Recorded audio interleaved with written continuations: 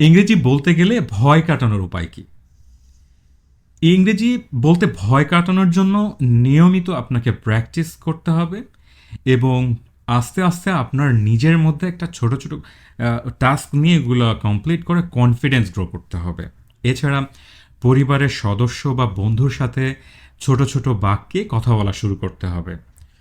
ভুল হওয়ার ভয় দূর করতে হবে। আপনি যদি জানতেন তাহলে তো ভুল হতো না। আপনি জানেন না তাই ভুল হবে স্বাভাবিক, এটা মেনে নিতে হবে। কারণ ভুল থেকেই শেখা হয়। এছাড়া আয়নার সামনে দাঁড়িয়ে নিজের সাথে কথা বলুন।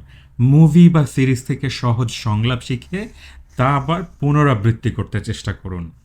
ধীরে ধীরে দেখবেন ভয় দূর হয়ে গেছে এবং আত্মবিশ্বাস বেড়ে গেছে।